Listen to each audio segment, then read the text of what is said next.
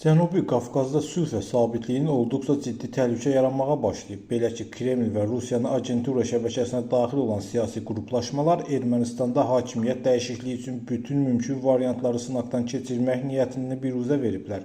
Ona görə də növbəti parlament seçkilərinin keçiriləcəyi gün yaxınlaşdıqca Ermənistanda ölkə daxili situasiya gərginləşməkdə, vətəndaş qarşıdurması dərinləşməkdə davam edir və Rusiyaya bağlı siyasi qüvvələr seçkilərdə qalib gələcəkləri təqdirdə Ermənistanın yenidən uydurma hədəflər uğrunda mübarizə kursuna qaytaracaqlarını da qətiyyən gizlətmirlər.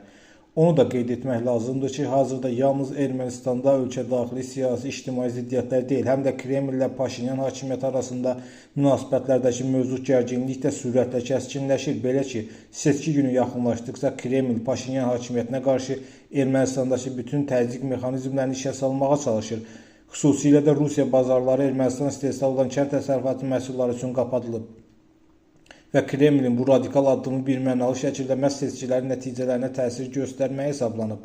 Məsələ ondadır ki, Kreml Rusiya bazarına çıxış qapadılmış Ermənistan vətəndaşlarının Paşinyan hakimiyyəti əleyhinə səs vermək məcburiyyətində qalacaqlarına ümid bəsləyir. Eyni zamanda Kreml rəsmi İrəvanın indiki xarici siyasət kursu davam etdirəcəyi təqdirdə Ermənistana dünya bazarlarında olan qiymətdən daha ucuz satılan Rusiya enerji resurslarının bahalaşdıracağı yönündə mesajlar verir. Üstəlik Ermənistanın Avrasiya İqtisadi İttifaqından çıxarıla biləcəyi barədə xəbərdarlıq edilir və bütün bunlar birmənalı şəkildə Ermənistanın onsuz da çox zəif olan iqtisadiyyatı üçün çökmə təhlükəsi yaratdığından erməni seçicilərinin təhdid xarakteri daşıyır.